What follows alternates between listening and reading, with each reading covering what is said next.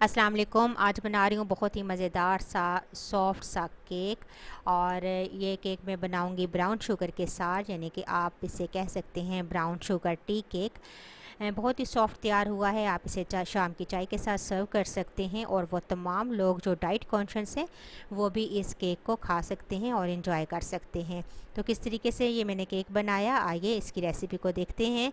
यहाँ पर मैंने लिया 3/4 कप ब्राउन शुगर, यानी कि पौना कप ब्राउन शुगर का लिया है।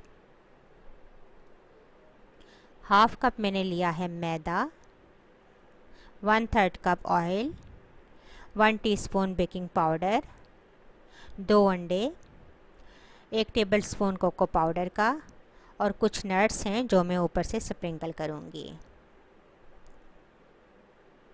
तो यहाँ पर लेंगे एक बाउल और उसके अंदर डालेंगे तमाम ड्राई इंग्रेडिएंट्स। मैदा शामिल कर देंगे और मैदे को छान लेंगे। इसके बाद बेकिंग पाउडर डालेंगे और कोको पाउडर। ये तमाम चीज़ें डालकर मिक्स कर लेंगे और एक साइड पर रख देंगे। अब एक दूसरा बाउल लेंगे और इसके अंदर 2 अंडे शामिल कर देंगे। साथ ही ब्राउन शुगर में इसके अंदर ऐड कर दूंगी और वनीला एसेंस शामिल करेंगे 1/2 टीस्पून। इन तीनों चीज़ों को बीट करेंगे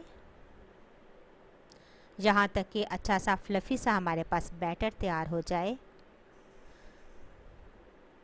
तो देखिए कलर भी चेंज हो चुका है मिक्सचर का। तो जब डार्क ब्राउन से लाइट ब्राउन में और फ्लफ़ी सा हमारे पास मिक्सचर रेडी हो जाए तो इसके बाद आहिस्ता आहिस्ता करके हम इसके अंदर ऑयल शामिल करेंगे और बीटर चलाते जाएंगे। तो ये देखिए हमारे पास बैटर रेडी है। अब इसके अंदर हम डालेंगे ड्राई इंग्रेडिएंट्स, 2 पोर्शन में डालेंगे। स्पैचुला की मदद से करेंगे मिक्स। तो ये देखिए बैटर रेडी है। अब एक टिन लेंगे और उसको ग्रीस कर लेंगे बेकिंग पाउडर या पार्चमेंट पेपर के साथ और ये तमाम मिक्सचर इसके अंदर डाल देंगे।